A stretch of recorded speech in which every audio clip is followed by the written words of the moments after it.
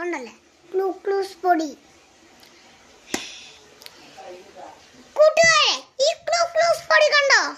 ഇതുപോലത്തെ അച്ഛനമ്മമാരും ഇങ്ങനത്തെ വാങ്ങിക്കാൻ പോവാ. ഇതില് 80 മധുരമുണ്ട്. ഇതിലൊരു പാക്കറ്റും കിട്ടും. നോക്കൂ, ഒരു കവറിലാണ് ഇത് കിട്ടുന്നത്.